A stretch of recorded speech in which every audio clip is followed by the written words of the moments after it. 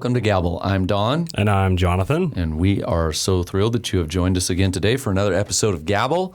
And Jonathan, what are we going to begin discussing today? Today we're talking about idioms and phrases and their origins. It's going to be fun. It's going to be fun. We welcome into our studio today a couple of research assistants. We have Braden and Reagan. Yeah, these two guys are going to be helping us out researching some of our stuff as we go through. Fact checking us as we go so we don't mess up. Because we're pretty good at messing up. So, we found that out. So, I know you've been doing a lot of research on this. Would you like to start off just a phrase or something that you've come across that interested you? Or is there, I mean, it's kind of an interesting topic. Let's get right into it. Sure. I found the acid test. Now, you can probably guess this one. It's kind of obvious. What do you think the acid test means? Well, if someone says, "Oh, I haven't put it to the acid test yet," haven't given it the acid test. I have not looked this up, but I would guess it would be something to do with photography. No, actually. So it's actually gold. Oh. Yeah, I was associated with a numismatist, which is people that deal with gold and coins and stuff. Yeah. And they use nitric acid to check the gold because nitric acid will burn or melt everything except for gold. Got it. Okay. So to see if something's real gold, you kind of scratch it with a file, and then you take an eyedropper and drop nitric acid on it. And if it fizzles up and turns green, it's not pure gold. It's not pure gold. Wow. Oh, no, I would have never guessed that. Yeah. Yeah, it's called the acid test. See if something's really legitimate. And it's not a foolproof test. It is foolproof in the fact that it is real gold or not, but it doesn't tell you if it's 24 karat or 16 karat. It doesn't tell you the purity of the gold. Yes. It just tells you if it's gold. Right. Interesting. Huh. Yeah, no, I would. And the reason you score it with a file is because it could be gold plated. So you score it with a file. To get down below the crust, if you would, or whatever. Okay. Because gold plating is very, very thin.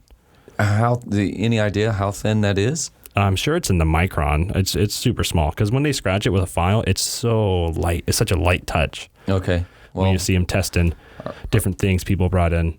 Interesting. One of our research assistants looking that up for us. So, I had never, the acid test. Okay, so that refers to gold. Yes.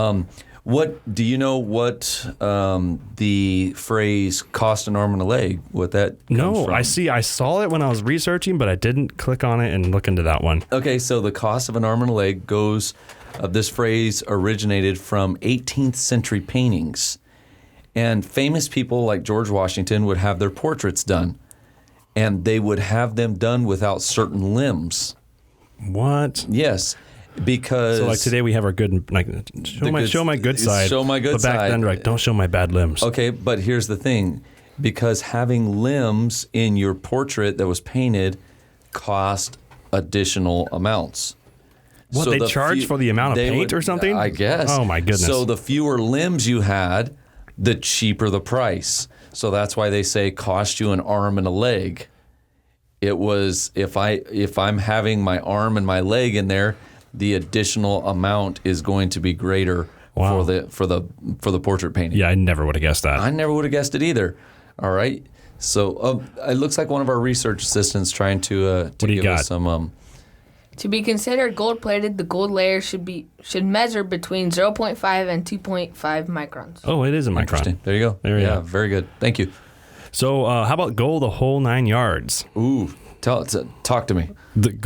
So going the whole 9 yards is originated with World War II because World War II fighter pilots were fitted with belt-fed machine guns, and these belts of ammunition were 9 yards long. Oh, so to give someone the whole 9 yards, or to go the whole 9 yards, meaning you spent your entire belt of ammunition. I would have never guessed that. I would have thought it had to do something with football or something like that. I thought the same thing about Catch-22. Yeah.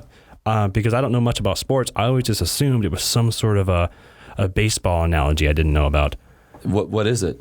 It is way more complicated than that. Okay, never mind. There's a whole book on it, actually. I'm like, I'm not getting into this book. Interesting.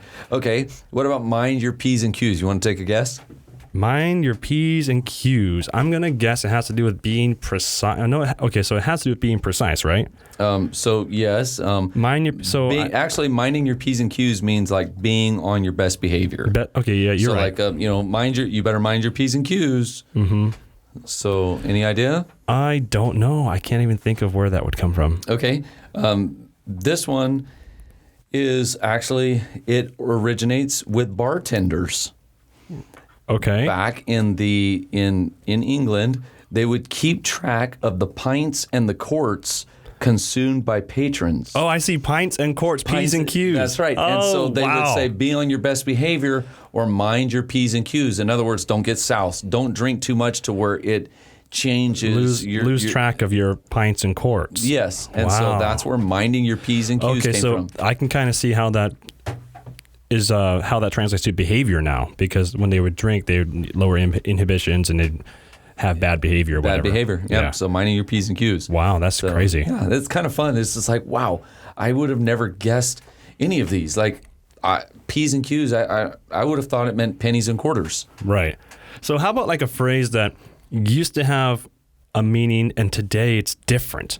Okay. So for example, to give someone the cold shoulder. Mm-hmm. So that means like, you're being rude to someone, right? Oh, they gave me the cold shoulder. Yeah. Like, oh, he was being rude.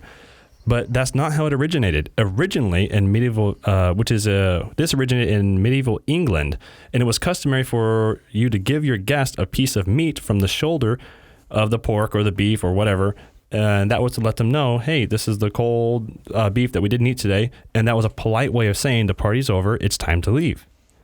So you would give them the cold shoulder, and that meant, hey, real politely, the party's over, time to leave. And it was considered very polite to give someone the meat because you're giving them. So it was like I'm giving you your doggy bag, basically. Yeah. I'm giving you the leftovers. Here's your to-go. Here's your to-go bag. Yes. Wow. So that was the cold shoulder. That's exactly right. Instead of the warm meat, I'm going to give you cold meat. The cold shoulder, and it's a polite way of saying goodbye. So it was very polite. Whereas nowadays, it's considered very rude. Yes. To say, oh, he gave me the cold shoulder.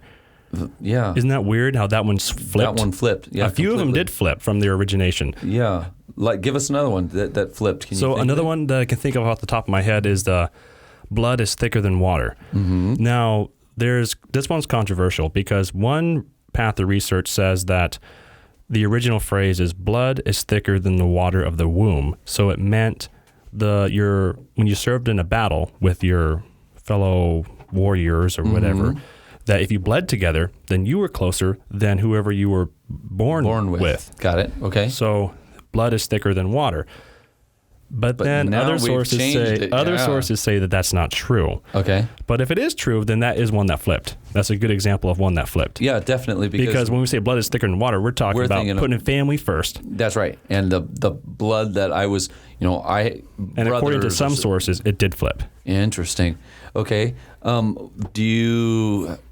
don't you take a guess at what let the cat out of... I can't even talk. Oh, this one I actually know. The cat out of the bag. Let the cat out of the bag. So that up into and including the 1700s, a common street fraud included replacing valuable pigs with less valuable cats and selling them in bags. And when a cat was let out of the bag, the jig was up. Yeah. That's amazing. So they're trading livestock, right? And they're giving little pigs, and they keep the pigs in these bags to keep them, restrained or whatever, which wasn't uncommon. But if the cat got out of the bag, then they knew, oh, that's not a pig. Yes. You scoundrel. Exactly. You. What are you doing? And then they would hit you with a stick or something. I don't know what they did back then. A stone.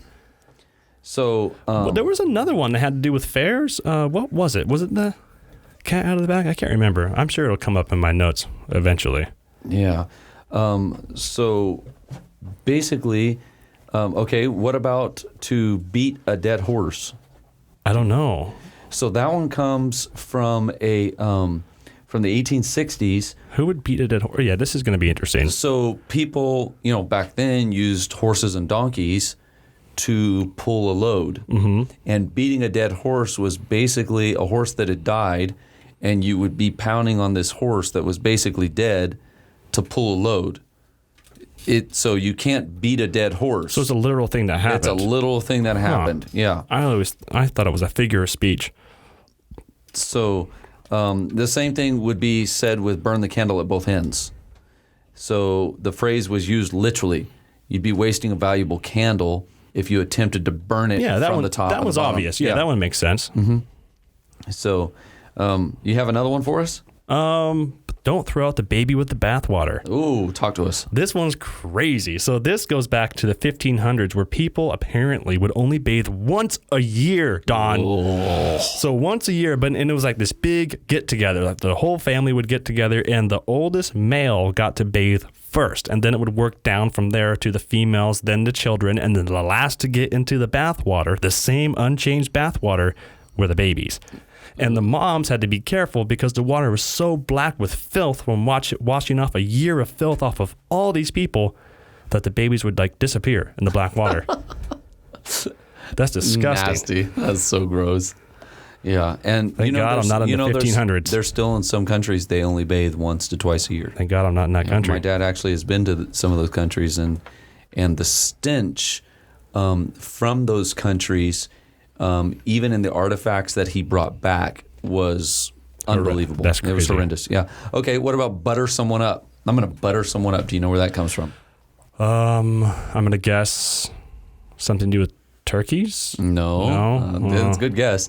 A customary religious act in ancient India included throwing butter balls at the statues of gods to seek good fortune and their favor.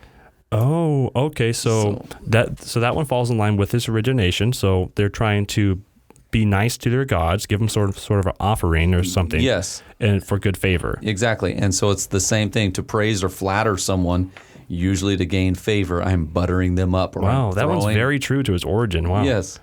Except for it's not pagan gods, it's people. What about pulling someone's leg? No idea. Okay. Pulling someone's leg, obviously now it means like teasing someone, usually lying in a doing joking something manner in jest or whatever. Yes. Okay. But back in the day, when you pulled someone's leg, it was a way that thieves tripped their victims to rob them. So they would trip them with string, and then they would pull them down. Oh, I see. And then they would rob them. So that's how the origin of pulling someone's leg. Yeah, that's a good example of one that departed from his original meaning. So they were robbing people. Now it's joking with somebody. Now it's joking. Yep. So unless you rob someone as a joke, which wouldn't be a very good joke. They probably wouldn't be your friend after that. No, probably not. Okay, give us another one. If they had any one. sense anyway. Caught red-handed. Ooh, he's caught red-handed. Ooh, talk to me. So it goes back to when people had cows, and if you would butcher your animal, and if you butchered an animal that wasn't yours, there would be blood on your hands. And if you were caught red-handed, in order to prosecute somebody by law, they had to be caught with the blood on their hands. Oh, so basically that was the proof. They had to be caught red-handed. So snap. So red-handed was the red literal with blood. Ooh. Yeah. Okay, what about sleep tight? Really? That one has an origin? I thought that was just a phrase. No, just like, hey, sleep tight. Sleep tight. Okay. Don't let bed bugs bite. Yeah. So the origin, obviously, it means now it's used to tell someone to sleep well. Mm-hmm. But the origin of it is that when mattresses were supported by ropes, sleeping tight meant to sleep with the ropes pulled tight, which would provide for a well-sprung bed. Wow. Okay. Yeah, so sleep tight. Wouldn't have guessed. Yeah, me neither. I'm thinking a hammock.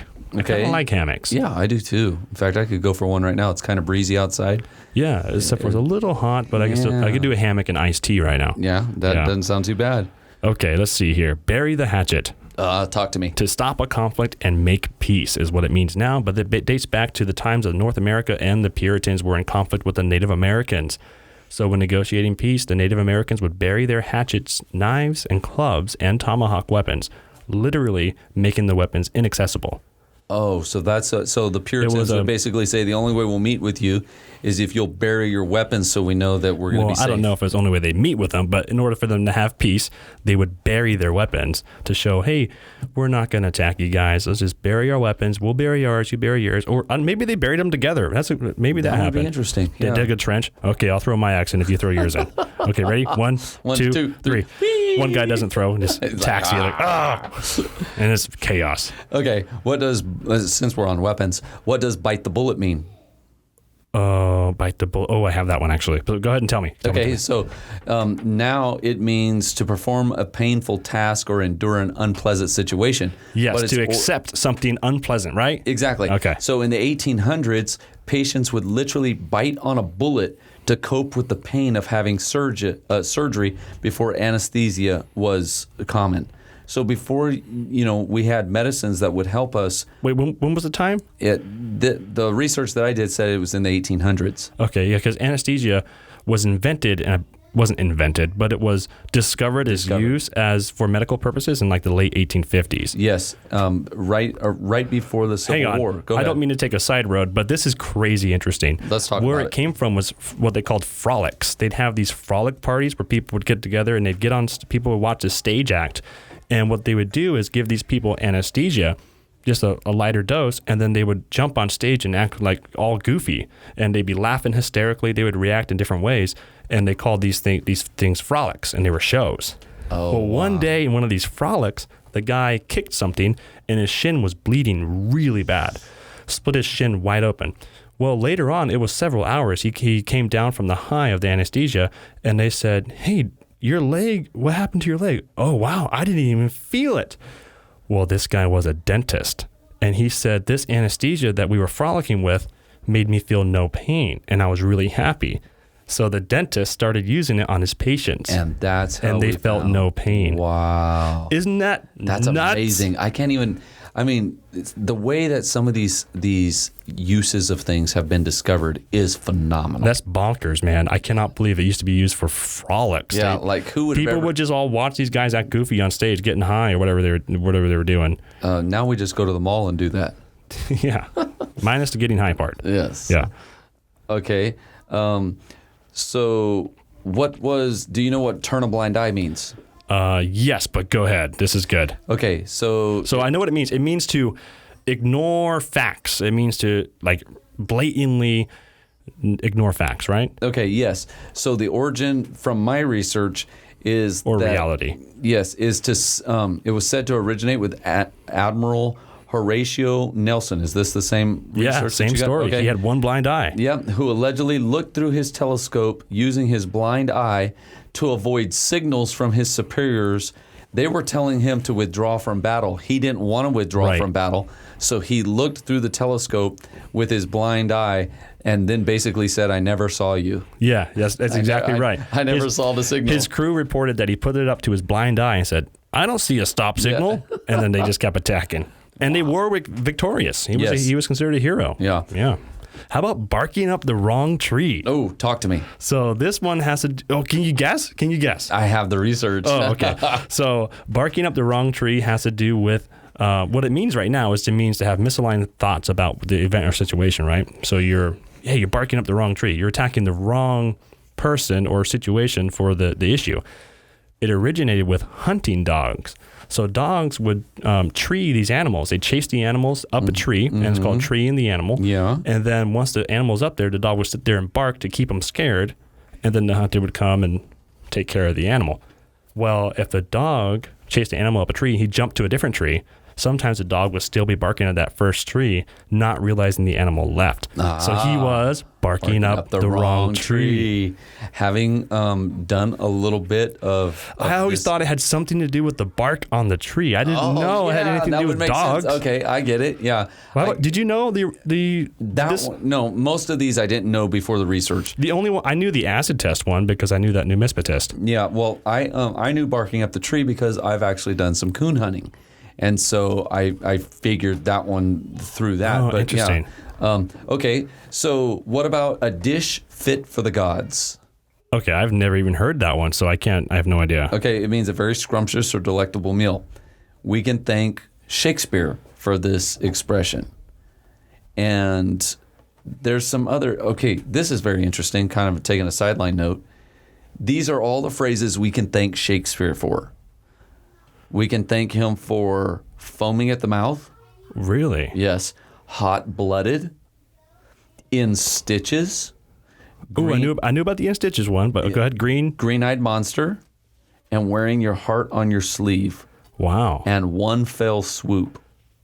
That's a lot. All of those sayings all come from Shakespeare. And I've heard and used like all of those. all of those, yeah. So, okay. Anyways, moving on. Cat got your tongue? Ooh, talk to me. Ooh, if you ask a person, because they're at a loss of words. So this is one origin, but again, this is another one of those controversial ones because a couple different explanations. The English Navy used a whip called cat o' nine tails for flogging, and the pain was so severe that it caused victims to stay quiet for a long time. Ooh, okay. Either that was the origin, or another one is ancient Egypt, where liars and blasphemers the punishment was their tongues would be cut out and fed to the cats. Oh. So one of those Yee. Okay, is what the about reason for cat got your tongue. what about break the ice?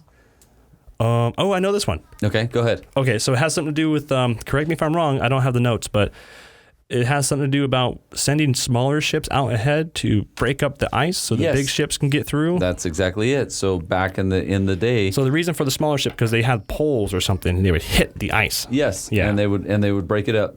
On the higher ships, they couldn't get a pole down far enough Yeah. to get the momentum they needed to break the ice. So Interesting. How about Crocodile Tears? I have no clue. So this one comes from Shakespeare, actually. Another one. Yeah. Okay. So I don't think you mentioned this one didn't, in your no. little rant there. Not rant, but Yeah. when you were talking about your list. It came from Shakespeare. He had one of his things where he was talking about a crocodile eating an animal, and he was crying. And so the crocodile was crying. crocodile was crying, not the animal. And so it was brought out to mean today insincere tears. Basically, Because obviously that crocodile wasn't sorry. No, He's he just was eating. very happy Yeah. that he was. Yeah, okay, that makes good sense. What about flying off the handle? Flying off the handle. So flying off the handle comes. It means from, to get angry. Yes, like Yeah, we keep forgetting to say the meaning, but Yes. flying off the handle means like, oh, that guy flew off the he flies off the handle for nothing. yeah. So Kind of like you, Don. yes, me, always flying off the handle. I'm Yeah. kidding. You don't fly off the handle. No, but in the days before mass merchandising, poorly fastened axe handles would fly off while they were in use. The result was dangerous. Axe heads. The axe heads would Yeah. fly off from the handle. Yes, thank you. And so, in other words, it would fly off the handle because How did it was that mean dangerous. that gets angry? Someone who's No, easily angered. I don't have no clue. So, yeah, but that's where it came from. Yeah. Maybe it has something to do with the immediate danger that is presented after it flies off the handle. I think that would be it. Yeah. How about happy as a clam in high water? Ooh, I have no clue. Really simple. Just clams in higher water are less prone to predators. Yeah. Okay, that makes sense. What about stealing someone's thunder? Ooh, this one's interesting, but it's too long. I didn't take notes on this one because it was long. Yeah, in the 1700s, an English dramatist, John Dennis, invented a device that sounded like thunder for a play that he was working on. The play flopped, but soon after, Dennis noted that another play in the same theater was using his sound effect device.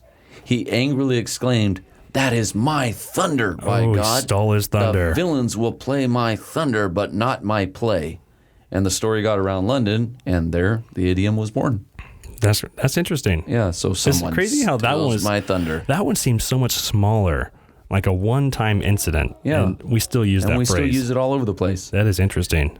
Yeah, maybe he threw such a fit that was more, if it spread around London, maybe it was because he went off on something that was so small. Yeah. How about the walls have ears? Have you heard that one? I have, but I don't know what it means. So the walls have ears. It means be careful because people may be eavesdropping. Okay, so I know what it means now, but yeah, I don't know where it comes from. So it comes from, in France, it was believed they had a network of listening tubes that ran from building to building so everyone could hear what would be said in different rooms.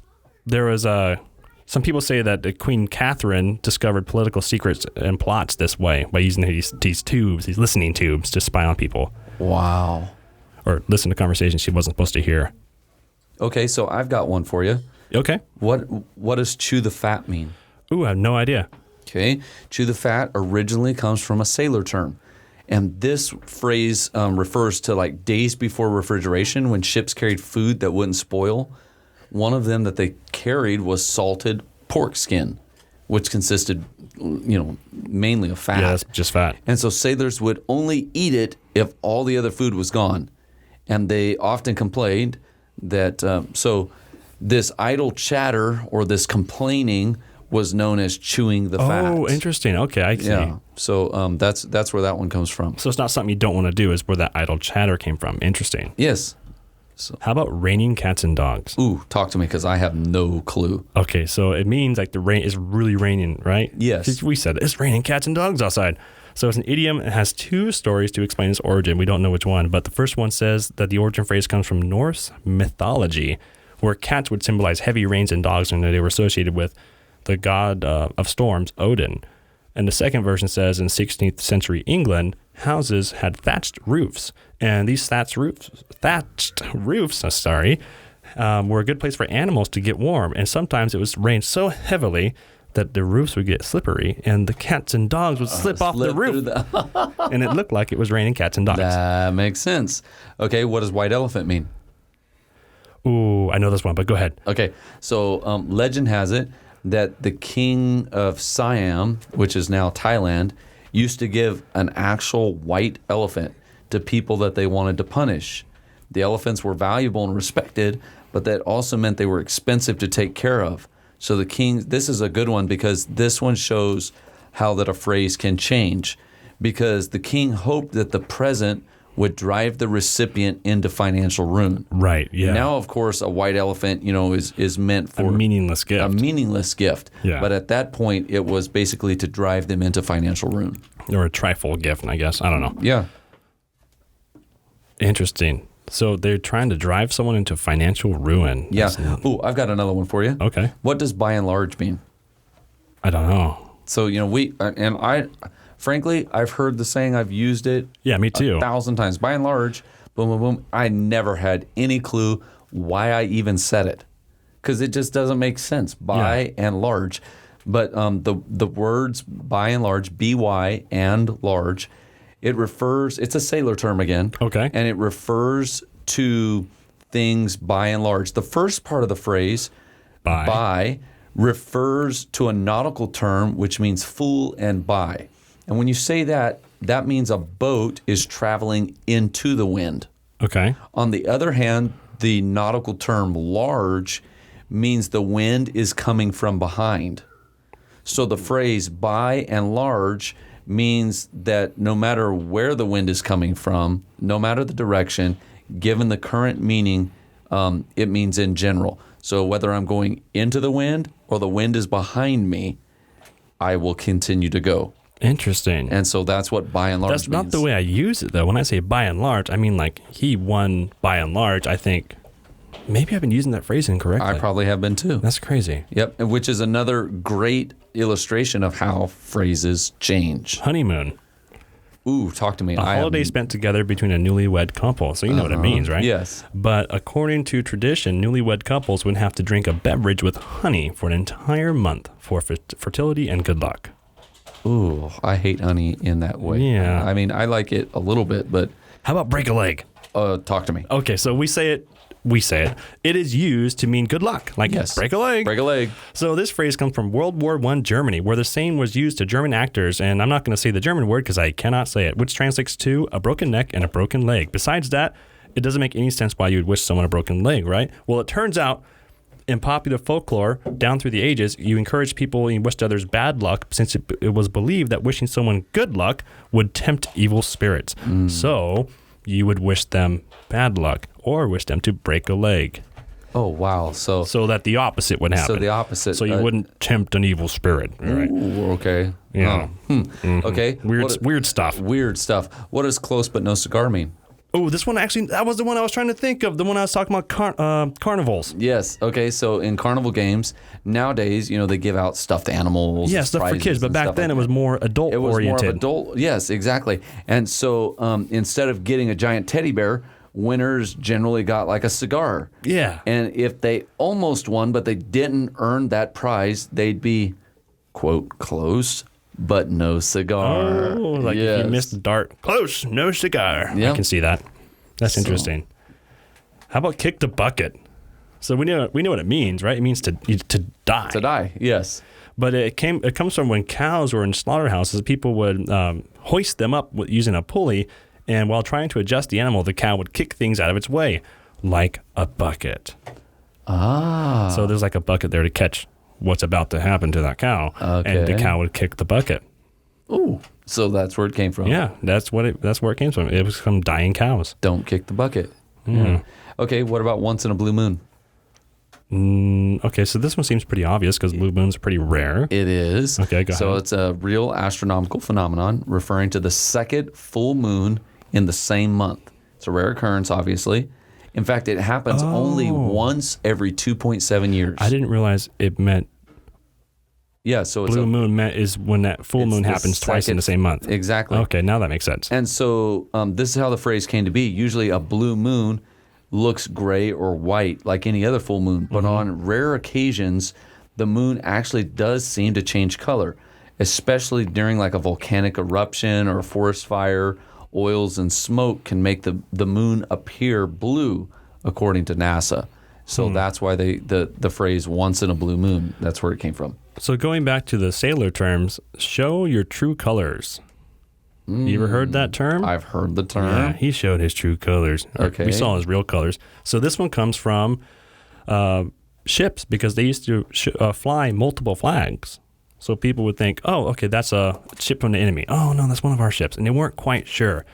So it was really confusing for these guys. So to confuse their enemies, warship would fly multiple flags. However, war rules dictated that ships must show their actual flag before firing. So if you got real close, then they would show their true flag, and then you'd be fired upon. Oh, okay. So they're showing like a neutral flag or a flag from one of the countries that's not in the war, but when they got close to you, they quickly flip it to their true flag and then fire on you. Wow. I guess all is fair in love and war. Yeah, I get. Well, why would you even do that anyway? That's just cheating. Yeah, I don't know. That's nuts. You have another one for us? Put a sock in it. Okay. This one seems so obvious. Yes. But I didn't know it. It has to do with wind instruments. So they would use woolen socks to stuff their horns and gramophones in the 19th century, or even record players, because record players were horns, right? And so they used this sock to deaden the sound or make it quieter because they had no volume control. So to put a sock in it is just dampen the volume using a sock. Okay. Yeah. That pretty obvious. Yeah. Another obvious one is seed money.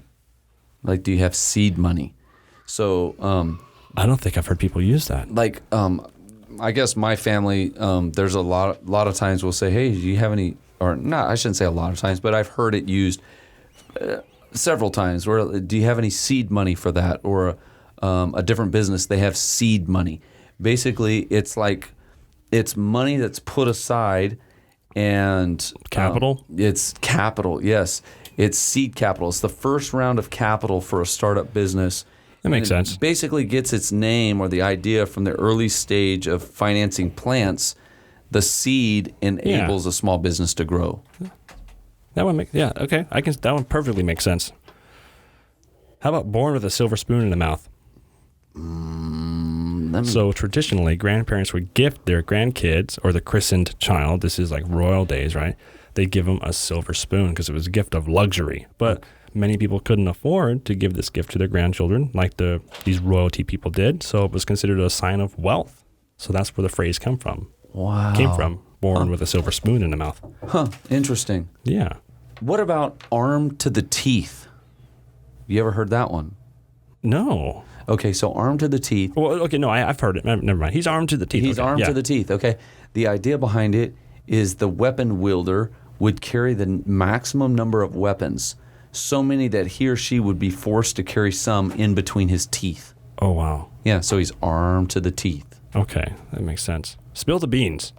No so idea. it means to reveal secret information unintentionally, right? Yes, and when I keep saying I don't know, you don't know the origin. I don't know the origin. I get it, but I also want to state the meaning, so it's clear. I like it. I do like it. So the saying comes from ancient Greece, where voting was done by using beans. Citizens would put their beans, a white bean, into the jar if the candidate they support, or a black bean if they support the other candidate they didn't approve of. So, however, on a few occasions, clumsy people would spill their jars, revealing whether they approved or disapproved of the candidate. Ooh, okay, so this all comes from politics. Yeah. I would have never guessed that. Ancient Greece, yeah. What about get one's goat? Get one's goat. Okay, I imagine has something to do with someone stealing a goat, so you're angry. Okay, so it means to irritate or annoy someone. Okay. The origin of this one comes from horse racing. Oh, okay. So jockeys would place goats in the stables with their horses because goats are said to relax the horses when a goat's Really? around. Yeah. Maybe the horse is thinking, oh, there's a small person in here. I don't want to hurt him. Yeah, I don't know. But if you have a nervous horse, you put goats in with it, and it settles down the horse. And so these jockeys, they would remove their competitors' goats from the rivals. Oh, to make the horse angry. Exactly. Or anxious. So that horse would be spooked, and they So the would jockey would be angry. So and they that would makes hope sense. that it would So if someone's- consequently lose the race. So if someone's got your goat, that's what makes you angry. Interesting. How about pulling out all the stops? Now, go right ahead. I think you would know this one. Did you know this one without looking it up? No, I did not. Isn't I this didn't. crazy? It is. It has to do with an organ. So if you're playing the instrument, the organ, there's these things called stops, these knobs. They're called stops. And the organ will pull them towards you to make the volume louder. And when you're pulling out all the stops, you're reaching maximum volume on the organ. I would have never guessed that those two went together at all. But you knew those were called stops, right? I didn't even realize they were called stops. Oh, wow. No, but because I just think of them as levers. I don't even think of them as a stop. Right. But yeah, that makes good sense. But yeah, I would have never Hands had down. any idea. So back to your horse racing thing. Mm-hmm. So hands down, it means to win, easily or decisively without question. He's hands down the winner. It comes from horse racing because the jockey would be so far ahead, the winner. So you have this winning jockey, and he's so far ahead and so confident he's going to win. He would loosen his grip on the reins and even let his hands hang down by his side. Wow. Okay. And that's where the phrase comes from. He won hands down. Interesting. That is interesting because I've used that phrase all the time. I do too. Yeah, but I would have never. There again, almost all of these I would have never put together with their origin. How about rule of thumb? No idea. It's a broadly accurate guidance principle. So rule of thumb is, it is believed the rule of thumb comes from 17th century England, where Sir Francis Buller ruled that husbands can only beat their wives with a stick that is no wider than his thumb. Shout out to Winton. You're allowed to beat your wives in Winton. I've heard. Yeah, that's not cool. yeah. Don't do that. No. How about jaywalking? Okay, talk to me. Okay, I always assumed jaywalking, didn't make sense to me, but I always thought it was because you're cutting across the street, so maybe you're making the shape of a J? Okay, So I would guess you're halfway that across it and has you a start- jaybird, but I don't know what. So yeah, you're way closer than I was. So it has to do with one crosses the street road unlawfully, but the origination is from jaybirds because they become disoriented in urban areas, flying because they're from the forest, right? To get Yeah. into the urban areas, they get all confused. And because they're so confused in their erratic behavior, when they see someone breaking the law crossing the street, like a confused idiot, they call him a jaywalker. I would have guessed. Well, I don't know that I would have ever tied that in, but after you started down that path, I kind of picked up You on guessed. that. You did a good. Yeah. I'm surprised you guessed that. How about in spades? Okay, He's got it in spades. got it in he's got it in spades, abundance or very much. So I thought it meant something to do with like shovels. yeah, And that's actually a misconception. It has nothing to do with spades or shovels. Like you have spadefuls of it. Okay. It has to do with the highest valued card in a deck of cards, the spades. Okay. So when you have something in spades, you have the highest valued cards. And we use it today as something in abundance, but originally it was something in spades is the most powerful card. Wow. Okay. Yeah. No, I would have tied it in with shovels, not with cards. Yeah, that's what it is. And then the last one I got here is frog in the throat. This is one my mom used a lot when I was growing up. Oh, you got a frog in your throat? Uh-huh. She doesn't sound like that, but that's the best I can do. Sorry, Mom, if you're listening to this. Shout out to Mom. So the earliest use of this name for the sore throat was actually supposed to be a cure for a sore throat. In Stevens Point Journal, someone published in 1894, Tyler Bros advertised a medicine called frog in the throat that would cure hoarseness. So it was the cure for hoarse voices. The medicine was called frog in the throat. Okay. But today, if you have a frog in your throat, it means you're sick. At least that's the way my mom used it growing up. Yeah. Okay. What about? I said all that to say, Mom, you've been using it wrong. I'm just kidding. That's really disrespectful. I'm sorry, Mom. I love you. What about straight from the horse's mouth?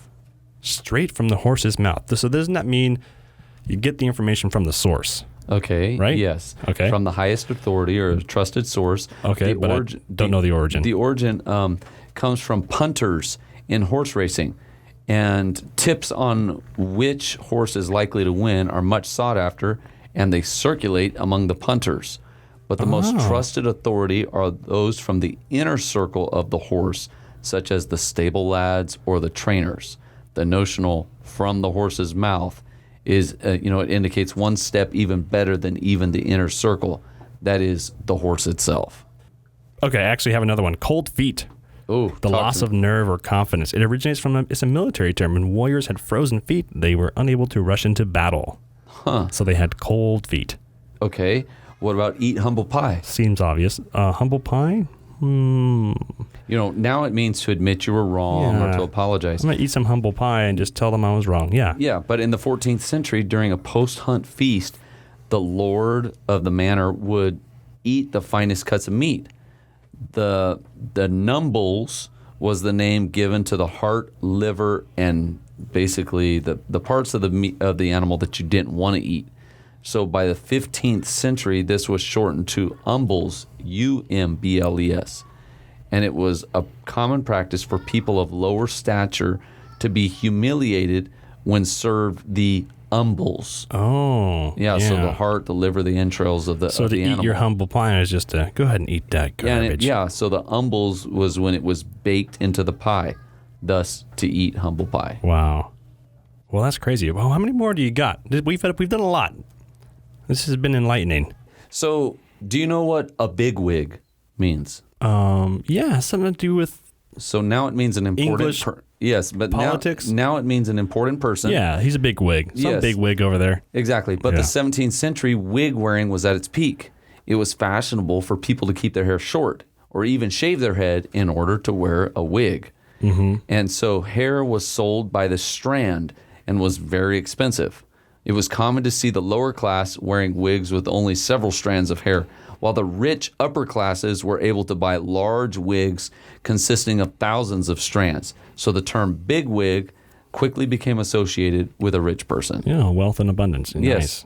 And then lastly, the last one that I have, do you know what meet a deadline means? Oh, really? So now it means to finish in time. Yeah. But this phrase has sinister origins. Oh, boy. It first appeared during the American Civil War. A line was drawn 20 feet from the inside wall of the stockade where the federal prisoners of war were kept. This line set the boundaries for the prisoners and was known as a deadline because any prisoner who attempted to cross it would be shot. Wow. So make sure that you don't... So when I'm given a deadline, nobody gives me deadlines anymore. But if I was given a deadline, I should be in fear for my life. You should watch out. Yeah, they're gonna give me the firing squad. One last one. Do you know what it means to run amok? No. Okay. So obviously now it means behave in an unruly manner or whatever. But this expression comes from the Malaysian word amok, A-M-O-Q. When translated literally, it describes the behavior of tribesmen who I thought you were going to say the behavior of 2-year-olds. No, that too. Okay. But under these tribesmen who were under the influence of opium, and they would become wild and attack anybody in their path. So during the 17th century, the phrase became popular in England when travelers would try to impress people with their knowledge of foreign cultures. Oh. So I'm trying to impress you, and I would say these words. Use that phrase. Yeah, exactly. Okay. So, run amok. He's running amok. Which what is does that mean? I don't know what that means. Well, I'm well versed in other cultures. Let me explain it to you, you peasant. Yeah. Yeah, I get it. So that's all I have for today. But these were I never would have known any of the origins on these, I don't believe. I could have guessed a couple maybe. The only one I knew, or I shouldn't say the only one I knew, one of them I did know was, I don't think we talked about it, was Mad Hatter. And apparently it has something to do with people going crazy.